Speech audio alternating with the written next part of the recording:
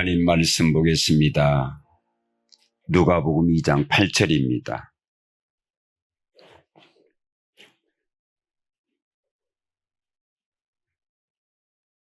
우리 누가복음 2장 8절에서 14절인데 한 절씩 우리 교독하시겠습니다. 제가 먼저 8절입니다. 그 지역의 목자들이 밤에 밖에서 자기 양떼를 지키더니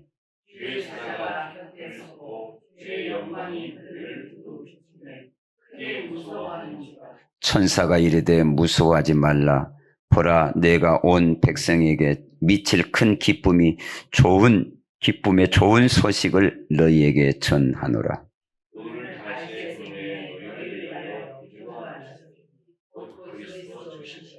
너희가 가서 강보에 쌓여 구유에 누워 있는 아기를 보리니 이것이 너희에게 표적이니라 하더니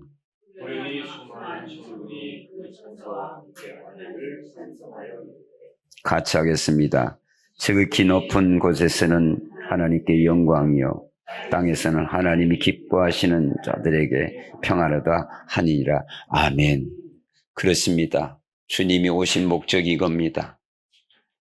그래서 동방 박사들에게 알리셔서 그 증거로 보게 하셔서 하나님께는 영광이요 땅에는 평화라. 그래서 저와 여러분에게 구원 오시고자 이런 축복의 말씀이 오늘 또 우리에게 주어진 것을 너무 감사하고요.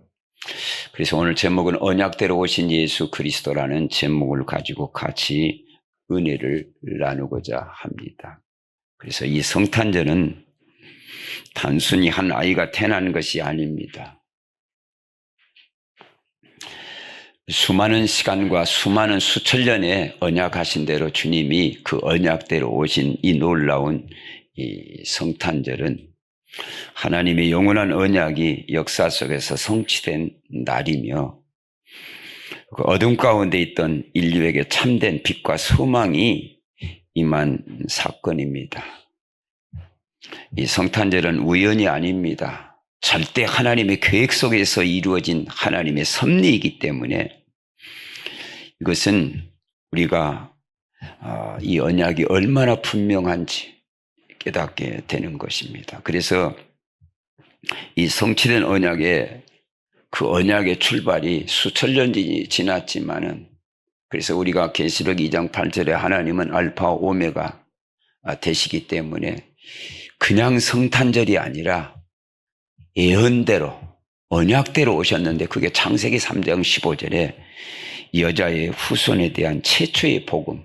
그래서 내가 너로 여자와 원수가 되게 하고 네 후손도 여자의 후손과 원수가 되게 하리니 여자의 후손은 네 머리를 상하게 할 것이요 너는 그의 발꿈치를 상하게 할 것이라 하시고 이 언약대로 오신 것입니다. 이 언약대로 모든 사람은 어떤 인생의 과거, 현재, 미래도 앞으로도 아담의 다 후손입니다. 그러나 주님이 오시는 방법 자체가 아담의 후손이 아니라 성령을 잉태해야 하여 여자의 몸을 입고 오신 그분이 오늘 성탄절을 맞이해서 이 성탄의 축복을 우리가 예배하는 것입니다. 얼마나 오묘하십니까? 얼마나 놀랍습니까? 이 성탄절. 그래서 갈라디아서 4장 4절에 보니까요. 때가 참에 이게 하나님의 시간표입니다. 창세기 3장 15절에 그 언약하신 그 하나님의 절대 계획이 때가 되매 하나님의 시간표가 되매 저와 여러분도 구원받은 것이 하나님의 시간표가 되매 예수님이 이 땅에 성육신을 하셔서 오신 것도 하나님의 때가 되매 그래서 갈라디아서 4장 4절에 때가 참에 하나님이 그 아들을 보내사 이게 하나님의 사랑이 얼마나 내표되어 있습니까? 수많은 사람이 왔고 갔고 또 올 것이며 그것은 다 아담의 후손으로 올 것이며 태어날 것이며 죽을 것이며 태어나고 죽고 다시 인생이 태어날 것이며 그러나 창세기 3장 15절에 사단의 세력을 꺾을 자는 과거도 없고 현재도 없고 미래도 없을 것인데 여자의 후손을 통해서 오셨고 그 후손을 통해서 하나님의 공의를 충족시키며 그 공의와 하나님의 사랑으로 말미암아 하나님의 사랑을 받을 자라는 것입니다. 그래서 갈라디아서 4장 4절에 때가 참에 하나님이 그 아들을 보내사 여자에게서 보세요. 저 복음 아닙니까? 아담의 후손이 아닌 여자의 후손으로 여자에게서 나게 하시고 율법 아래 나게 하신 것은 신약 안에서가 아니라 그래서 BC에 율법 아래에 있는 사람도 하나님의 그 율법을 통해서 메시아를 기다리는 사람들을 다 구원하시고자 그래서 율법 아래 나게 하신 것은 한마디 한마디가 얼마나 의미가 있습니까? 율법을 지키는 것이 구원이 아니라 율법을 받은 사람은 그래 너희가 죄인이다. 그래서 이 율법은 몽학선생이기 때문에 이 율법의 완성을 성취하는 메시아가 올 것이기 때문에 그 메시아를 바라보게 하는 것이 율법입니다. 네가 죄인이야. 이 죄 문제를 해결하시는 것이 그리스도로 오시는 메시아가 있기 때문에 그분을 바라보는 초점을 맞추는 일이기 때문에 그래서 유대인들은 선택을 받은 사람들이지만 그 율법을 받은 사람으로 율법을 지키면 구원이 있는 줄 착각하고 있는데 그 율법을 지킨다고 하면서도 자기들이 율법을 어겨. 그래서 메시아가 오실 것인데 그 메시아를 바라보지 못하고 그 율법을 지킨다고 그래서 그 사람들이 예수님을 십자가에 못 박았어요. 그러므로 여러분 갈라디아서 4장 4절은 굉장히 오늘날 신약시대에 다시 창세기 3장 15절을 깨닫게 하시고 바라보게 하고 알게 하는 내용 중에 내용입니다.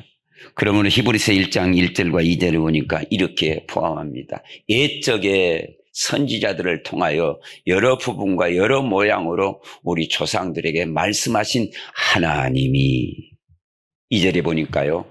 이 모든 날 마지막에는 아들을 통하여 선지자들을 통해서 옛적에 하신 말씀이 예수님을 통해서 이제 아들을 통하여 우리에게 말씀하셨으니 이 아들이 누굽니까? 창세기 3장 15절이 주인공입니다. 갈라디아서 4장 4절에 때가 참에 오신 그분을 말하는 건데 그 아들을 만유의 상속자로 세우시고 또 그로 말미암아 모든 세계를 지으셨느니라. 이게 복음 중에 복음입니다. 그래서 요즘 TV를 보더라도 세상을 보더라도 너무너무 주님이 탄생하신 이 성탄절을 애곡하고 있어요. 그리고 교회도 이 복음이 온전하게 선포되어지고 증거되어지고 그래야 되는데 세상에 그런 풍속을 따라서 그 분위기를 따라서 교회도 프로그램 속에 빠져버리는 이런 모습들이 많아요. 정말로 이것을 볼 때에 우리라도 주님이 오신 이유가 뭔가, 이 성탄의 목적이 뭔가, 의미가 뭔가, 교회가 그리고 세상이 교회는 사명의식을 가지고 세상을 향하여서 이 성탄의 빛을 비춰주는 것이 성탄의 목적이기 때문에 다시 한번 우리는 그 의미를 가지고 오늘 말씀의 중심을 딱 가지고 언약대로 오신 예수 그리스도. 그래서 첫 번째에 성탄은 구약의 언약이 성취된 사건입니다. 이사야 7장 14절에 그러므로 주께서 친히 징조를 너희에게 주실 것이라. 보라, 처녀가 잉태의 아들을 낳을 것이요 그 이름을 임마누엘이라 하리라. 절대로 하나님의 말씀은요, 인간이 지혜로, 지식으로 이해할 수 없어요. 어떻게 처녀가 잉태합니까? 이 처녀가 잉태한다는 이 말씀 속에 절대로 우리의 지식으로는 이해할 수 없고 세상의 학문으로도 이해할 수 없어요. 그렇다면은 모든 사람이 죄를 범했는데 처녀가 잉태해야 아들을 낳을 것이다. 이것이 저와 여러분의 구원자의 자격입니다. 구원자의 자격. 하나님의 절대 주권 속에서 하나님만이 하실 수 있는 일이라니까요. 그래서 여기도 믿음, 저기도 믿음, 저것도 믿음, 뒤에도 믿음, 이렇게 믿음이 아니라 너무너무 믿음은 단순하고 오묘하고, 그래서 요한복음 14장 6절에 보니까 여기가 길이다, 저기가 길이다, 저 사람이 길이다, 이 사람이 길이다. 아니죠. 하나님 만나는 유일한 길 하나를 주셨고, 아담의 후손이 아니라 아담의 후손은 모든 사람들은 여자의 후손을 필요로 합니다. 모든 사람이 죄를 범했기 때문에 죄가 없이 오신 주님을 믿는 믿음이 너무너무 단순하면서도 오묘하셔요. 이게 하나님이 저와 여러분에게 구원의 길을 주신 하나님의 특별한 이유고 우리가 믿어야 할 선택입니다. 여자의 후손을 통해서, 처녀를 통해서 잉태했다라는 것. 아담의 피로는 절대 하나님을 만나는 길이 아닙니다. 아담의 후손으로 태어난 사람들은 모든 사람이 구원주가 필요하다라는 사실을 가지고 태어난 거예요. 다시 말하면 이 말이 무슨 말이에요? 모든 사람이 죄인으로서 죄를 해결할 그런 미션을 가지고 태어난 것이라는 거예요. 여자의 후손, 소녀가 잉태하여 아들을 낳을 것이다. 그러면서 이것이 미가서 5장 2절에 이것도 가르쳐 줬습니다. 그 처녀가 태어나는데 창세기 3장 15절 그 약속하신 대로 처녀가 태어나는데, 처녀를 통해서 태어나는데 어디에서 태어나느냐? 미가서 5장 2절에 베들레헴 에브라다야, 너는 유다 족속 중에 작을지라도 이스라엘 다스릴 자가 내게서 내게로 나올 것이라. 그의 근본은 상고의 영원에 있느니라. 자, 베들레헴에서, 그것도 족보 있는 에브라다야, 작을지라도 그가 바로 곧 이스라엘을 다스릴 자가, 과거도 그렇고 현재도 미래도 그렇고 어떤 민족에도 어떤 나라도 그리스도 위에는 하나님 만나는 길이 없습니다. 다스릴 자요, 내게로 나올 것이요, 그의 근본은 상고에 태초부터 영원에 있느니라. 그분이 곧 예수 그리스도입니다. 여러분, 이런 메시지를 우리가 볼 때에 구원주가 여러 사람이다, 길이 여러 길이다, 그러면 얼마나 혼미합니까? 근데 성경은 많은 문제가 있지만 구원주는 하나다, 길은 하나다. 길이 되시고 구원주가 되시는 예수 그리스도, 그분이 이 땅에 오셨다라는 것, 그것이 성탄의 의미이고 목적이고 축복입니다. 그래서요, 이사야 9장 6절과 7절에 이렇게 말합니다. 이는 한 아기가 우리에게서 낳고, 이게 지금 족보의 흐름의 모습을 말하고 있고요. 한 아들을 우리에게 주신 바, 누가요? 하나님이. 창세기 3장 15절에 그 하나님이 되었는데 그의 어깨는 권세와 능력과 축복이 있는데 이렇게 표현합니다. 그 어깨는 정사를 메었고 어떤 권력도 어떤 능력도 죄의 문제, 저주 문제, 사단의 세력을 꺾을 수가 없고 그 어깨는 정사를 메었고 하나님의 영적인 창조의 능력과 모든 것을 다스릴 수 있는 권위가 있다 이 말이죠. 그의 이름은 기묘자라. 야, 특별한 이름이죠. 사람의 생각으로는 이해할 수 없어요. 무사라. 전략, 그 하나님의 입에서 나오는 말씀을 통해서 만물을 창세기 1장 27절에 28절에 창세기 1장에서부터 창조하는 전능하신 묘사라. 지혜를 보세요. 전능하신 하나님이라. 하고자 하는 일에 누가 막을 수 있습니까? 영존하시는 아버지라. 시작도 끝도 없어요. 그러면서 영존하신 아버지라, 평강의 왕이라 할 것입니다. 그 권위와 그 권세, 그 지혜의 모든 정사 능력 권세가 한 아들에게 주어졌다라는 겁니다. 그 아들이 누굽니까? 예수 그리스도입니다. 그러면서요 7절을 한번 볼까요? 그의 정사와 평강이 더함이 무궁해요. 그리고 그분이 갑자기 오신 것이 아니라 예언대로 하나님은 언약의 흐름대로 오셨는데 다윗의 왕자의 그의 나라에 군림하여 언약의 족보대로 오신 거예요.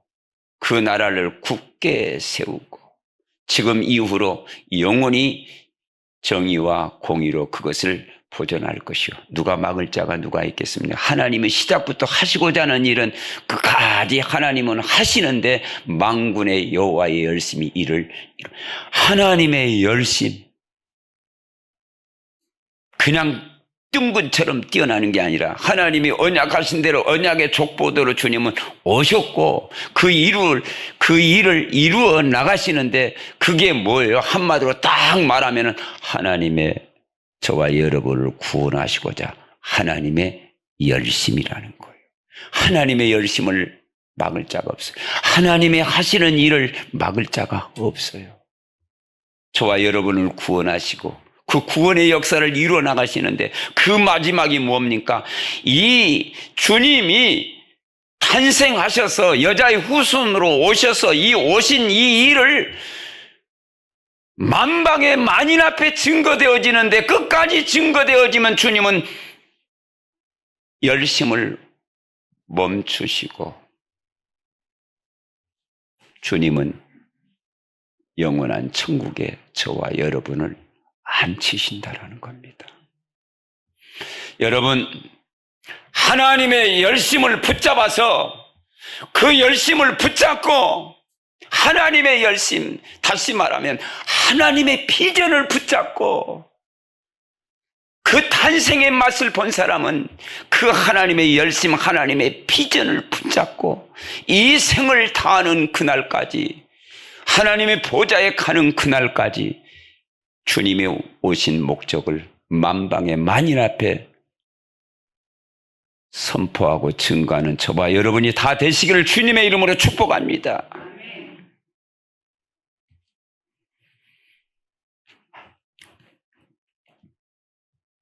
이 세상에 참된 평안이 어디 있습니까? 주님은 이 땅에 하나님께는 영광이요 땅에서는 평강이라 예수 그리스도밖에 없습니다. 정말 저는 이 성탄절이 너무너무 의미 있고 좋은 것 같아요. 예, 복음으로 다 해석을 해버리니까 이런 성탄이구나, 이런 축복이구나. 여러분, 성탄이 있기 때문에 죽으신 거예요. 죽으심 때문에 부활하신 거예요. 부활하셨기 때문에 보좌에 계시는 거예요. 보좌에 계시는 주님이 다시 오시는 거예요.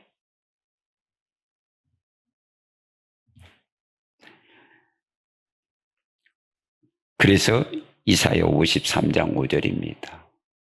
그가 찔림은 우리의 허물 때문이요 그가 상함은 우리의 죄악 때문이라. 그가 징계를 받음으로 우리는 평안을 누리고 그가 채찍에 맞음으로 우리는 나음을 받았도다. 오신 주님은요, 성탄에 이 베들레헴 에브라다야, 이 베들레헴의 마구간에 주님이 오시는 그 장소의 그 메시지 속에 주님은 저 메시지가 담겨져 있어요. 탄생으로 말미암아 주님은 죽음이 담겨져 있다라는 거예요. 자, 우리에게 성탄의 축복으로 오신 주님이 너를 위해서 죽지 아니하면은 죄 문제가 해결이 안 되기 때문에, 하나님은 영이시잖아요. 요한복음 4장 23절에 영이신 하나님은 피를 흘릴 수가 없어요. 그래서 전번주에 메시지 속에 레위기 17장 11절에 피 흘림이 없으면 죄 사함을 얻지 못한다. 그래서 요한복음 1장 14절에 말씀이 육신이 돼서 오신 이유가, 목적이 그렇습니다. 다 복음이 깨달아지는 거예요.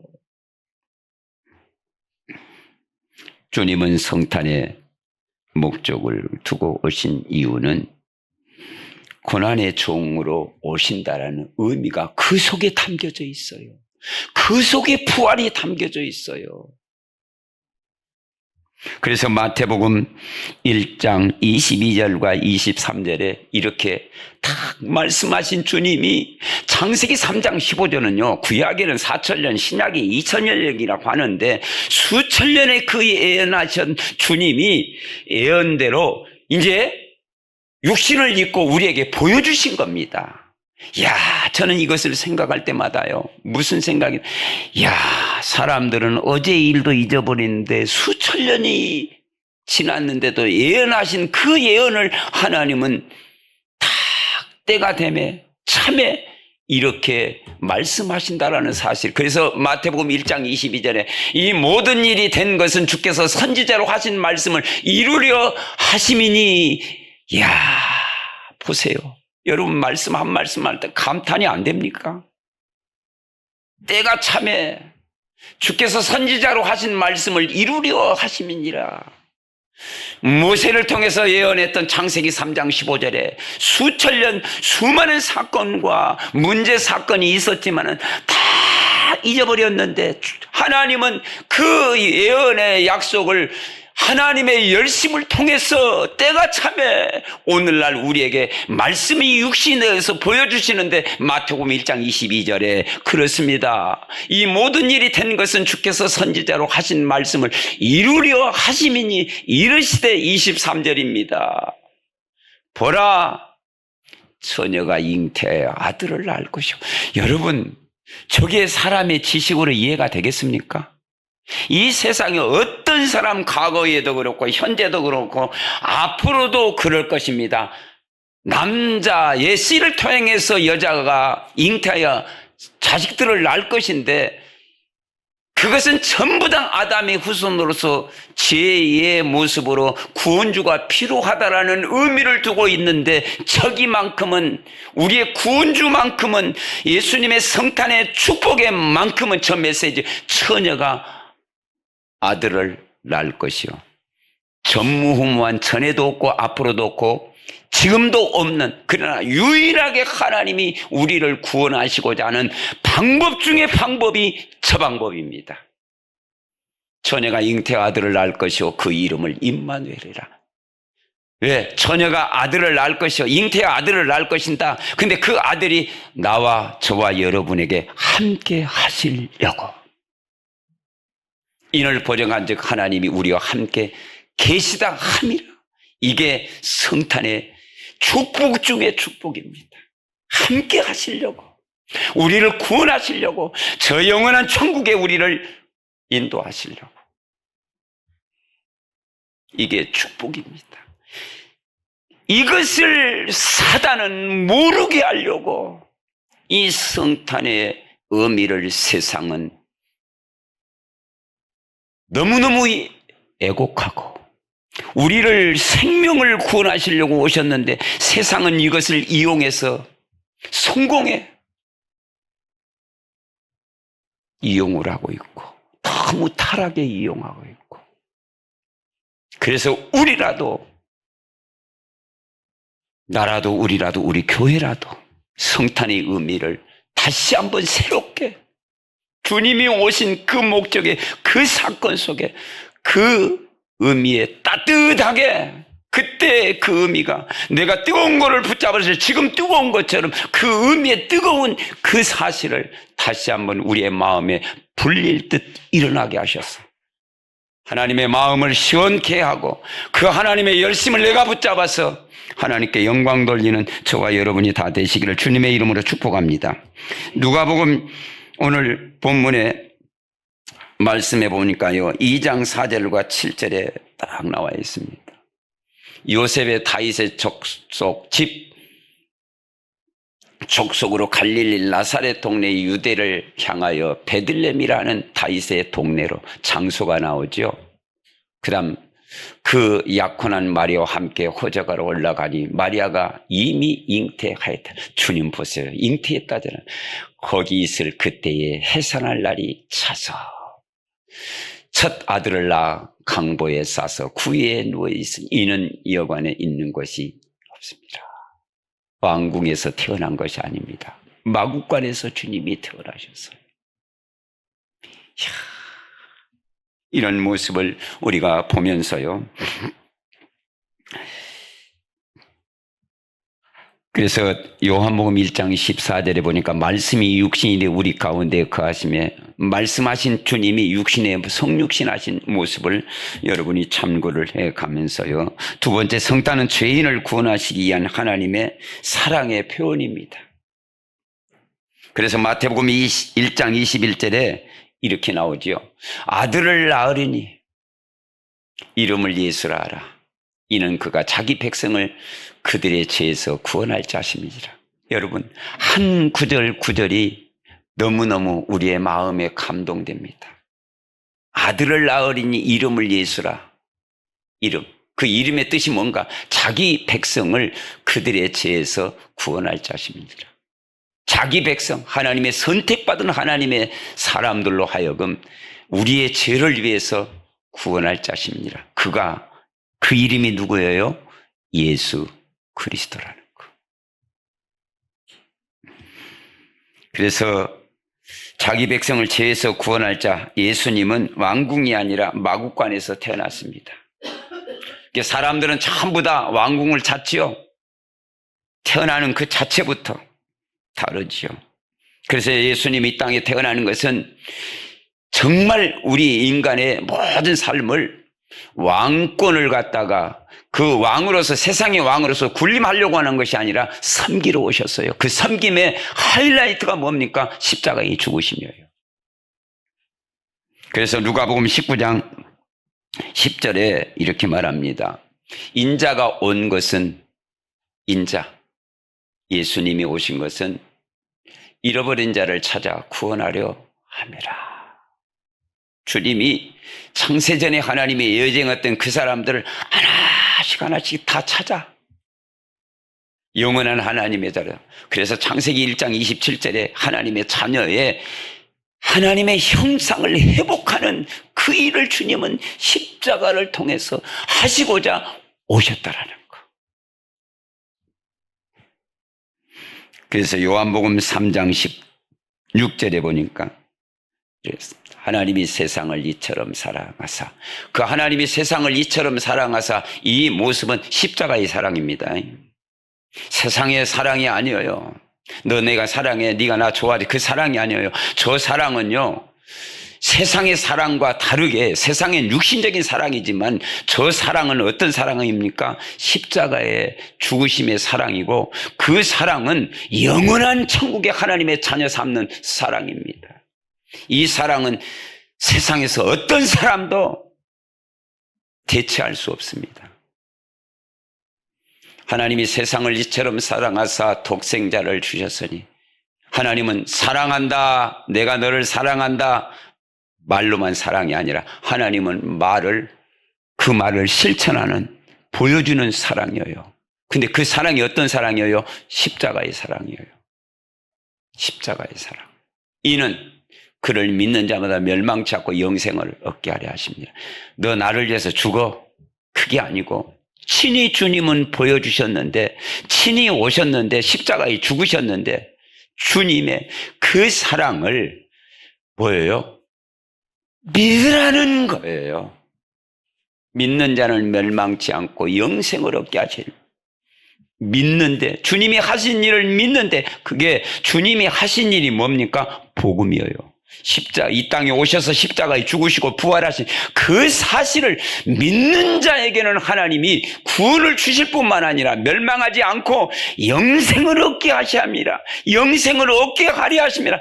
왜 이것을 안 믿느냐 이 말이에요. 대신 너 나를 위해서 죽어라 그 말이 아닌데, 죽어도 해결이 안 되지요. 믿으라는 거. 근데 그 믿음이 알고 보니까요, 에베소 2장 8절이더라고요. 그것이 하나님 믿는 것도 하나님의 은혜이고 하나님의 선물이더라고요. 그래서 저와 여러분이 믿어지고 하나님의 자녀가 된 것은 하나님의 특권의 특별한 선물에 하나님의 은혜 받은 사람들입니다. 감사할 일이죠. 그래서 고린도후서 8장 9절에 보니까요, 이렇게 말하고 있습니다. 우리 주 예수 그리스도의 은혜를 너희가 알거니와. 십자가의 죽으심과 부활하심. 다시 말하면 오늘 성탄절을 맞이해서 주님이 오신 목적이 뭔지를 너희가 알거니와 믿거니와. 부요하신 자로서, 하나님처럼 부요하신 자 어디 있겠습니까? 만물이 다 아버지 것인데, 만물이 가난하게도 하시고 부욕게 하시고 음부에 내리기도 하시고 올리기도 하신 그 하나님, 부와 기가 다 주께로 말미암. 저와 여러분 아버지는 부자입니다. 부자. 생명을 주시고자 하는 그 무한하신 하나님의 부요하심,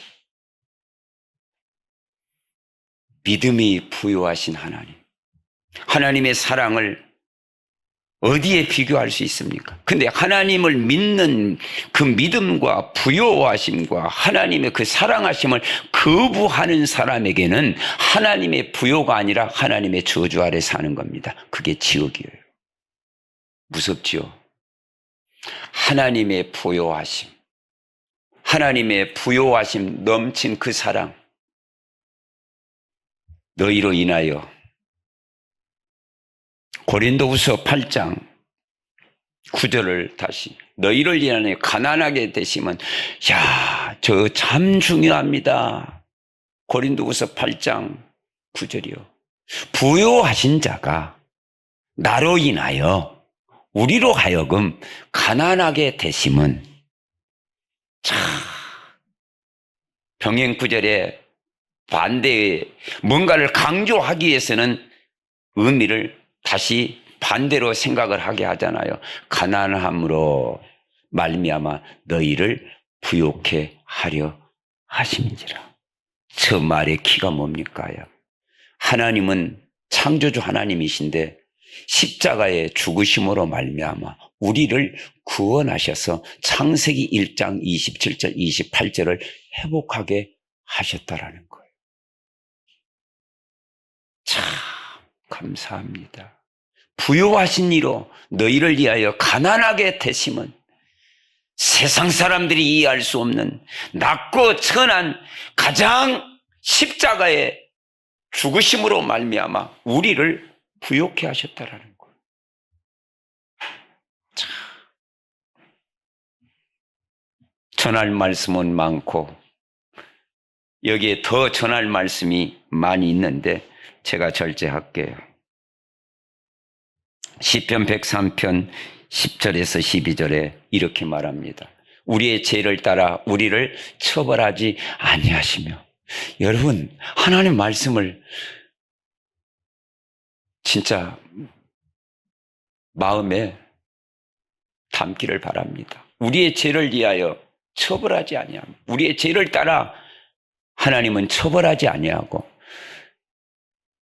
저 말이 무슨 말입니까? 우리에게 죄가 있는데 하나님은 공의를 찾아요. 근데 그대로 두지 않고 저 죄의 대가를 주님은 십자가를 지불하신 겁니다.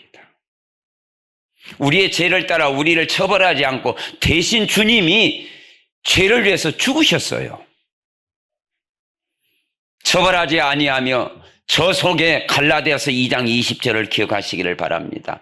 우리의 죄악을 따라 우리에게 그대로 갚지 아니하셨으니 주님은 하나님의 공의를 십자가를 통해서 지불하셨어요.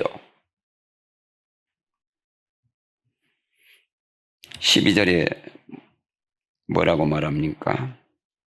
11절에 이는 하늘의 땅에서 높임같이 그를 경외하는 자에게 그의 인자하심을 크십니다. 12절에 뭐라고 말합니까?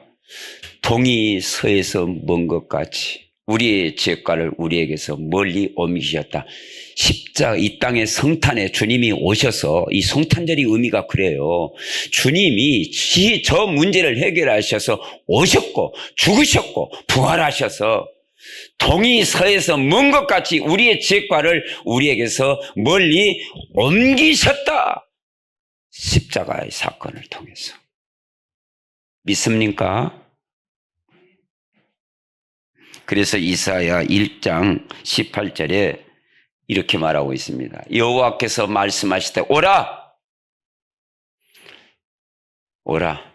세상 사람들이, 많은 종교들이, 많은 권력 있는 사람들이 오라고 하지요. 또 따라가지요. 그러나 주님만이, 하나님만이 해결자로서 뭐라고 말합니까? 이사야 1장 18절에 여호와께서 말씀하실 때 오라. 십자가 앞에. 성탄에, 이 성탄절을 맞이해서 성탄절에 주님 오라고 하십니다.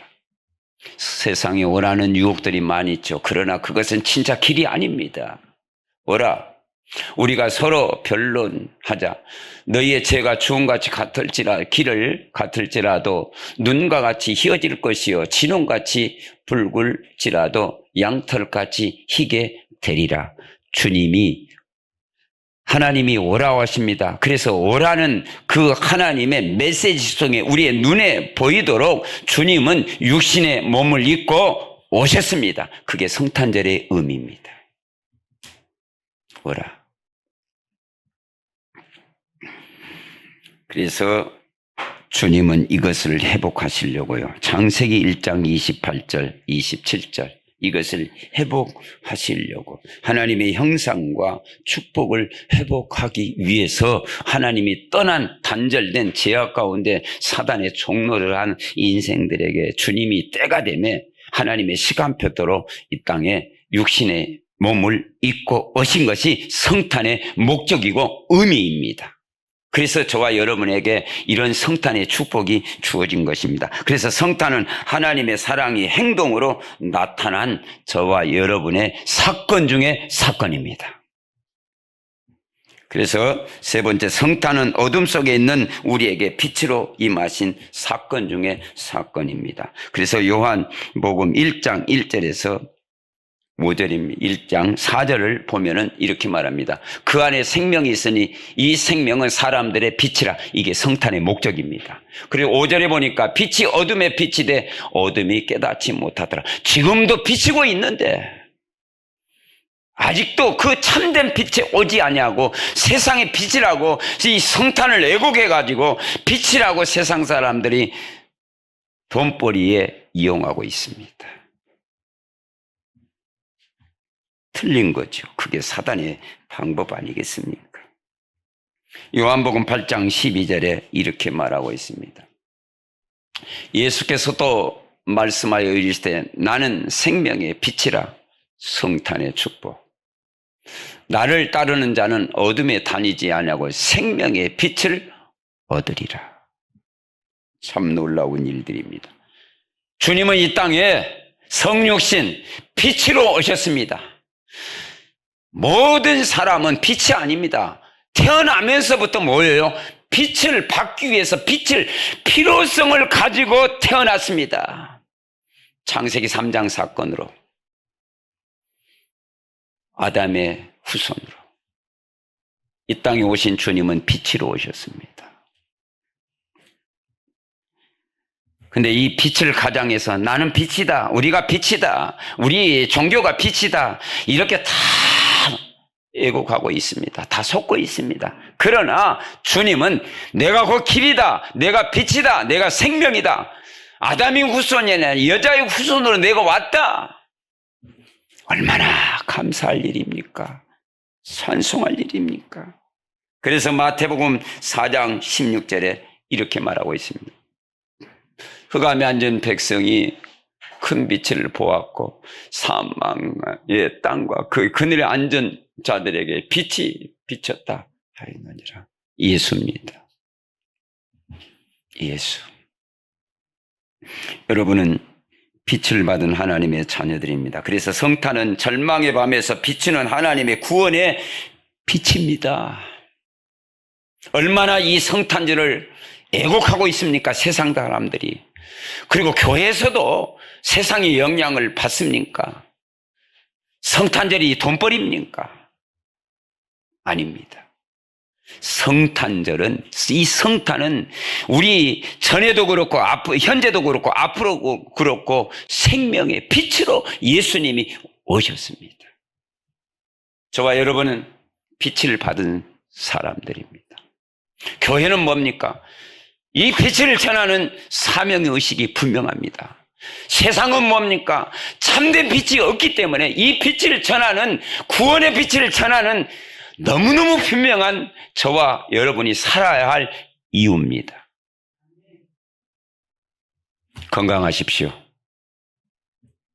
이 빛을 전하려면. 그리고 빛의 경제의 축복을 받으십시오. 그래야 이 빛을 전하는 건강과 경제가 통로가 되기 때문에 가정과 가문에 이 복음의 빛이 비춰지기를 주님의 이름으로 축복합니다. 세상에 무엇이, 내 형제들이, 가정이, 가문이 무엇이 필요합니까? 하나님의 생명의 빛이 필요합니다. 먼저 저와 여러분을 부르셔서 빛을 받았습니다. 이 빛을 비치는 전하는 사명의식이 분명하시기를 주님의 이름으로 축복합니다. 그래서 결론을 맺겠습니다. 성탄은 과거의 기념일이 아닙니다. 어떤 행사가 아닙니다. 잔치가 아닙니다. 이런 행사에, 잔치에 교회까지 영향을 받으면 되겠습니까? 지금까지는 그랬다 할지라도 강단만큼은, 저와 여러분만큼은 성탄의 목적이 뭡니까? 정말 이것을 희생하지 않도록, 변질되지 않도록 기념이 아닙니다. 오늘 우리의 삶에 분명하게 적용돼야 할 복음, 성탄입니다. 성탄은 복음인 중에 복음입니다. 그래서 성탄은 하나님께서 하신 모든 언약이 예수 그리스도 안에서 성취되어짐을 선포하는 날입니다. 할렐루야! 정말 그래요. 다시 한번 제가 말씀을 드릴게요. 예수 그리스도는 죄와 사탄의 권세를 멸하시고 우리를 자유케 하시는 하나님의 구원의 날입니다. 성탄은 하나님께서 하신 모든 언약이 예수 그리스도 안에서 성취되었음을 선포하는 날입니다. 우리는 성탄으로 말미암아 날마다 분초마다 고백합니다. 뭐라고요? 주는 그리스도시요 살아계신 하나님의 아들이십니다. 성탄으로 주님이 오신 그분이 누굽니까? 그리스도입니다. 이 그리스도를 세상 사람들은 몰라요. 그래서 성탄의 이 의미 속에 다시 한번 마음에 담여서 세상 사람들에게 예수만이 그리스도라고 말할 수 있는 사람들, 성탄의 축복을 받는 저와 여러분. 그래서 여러분 정말 기도 제목은 그렇습니다. 성탄의 의미와 성탄의 목적과 그리고 저와 여러분에게 주신 메시지를 통해서 그리고 교회에게 주시는 메시지, 세상에서 세상을 향하여 주시는 이 메시지를 다 마음에 담고, 성탄은 과거가 아닙니다. 현재 오늘 저와 여러분의 부르심의 목적이 너무너무 분명하기 때문에 믿음으로 딱 결단해서, 그래 맞다, 이 복음의 이 빛을 만방에 내가 살아있는 동안 이 빛을 전하는 분명한 이유가 있다. 그래서 하나님 여러 가지로 필요한 것을 복음 때문에, 정말 복음을 위해서 건강 주시고 빛의 경제를 주시고 지혜를 주셔서 다른 사람은 전부 다 넓은 길로 간다 할지라도 나만큼은, 우리만큼은 이 성탄의 목적을 전하는, 빛을 전하는 저와 여러분이 되시기를 주의 이름으로 축복하고 축원하옵나이다. 아멘. 하나님 감사합니다. 모든 영광을 주님 받아 주시옵소서. 언약대로 오신 예수 그리스도, 주여 이 영광을 받아 주옵소서. 이 언약이 우리에게 성취되어짐을 감사합니다. 빛을 발하는 삶이 되어지도록 성령 충만을 주옵소서.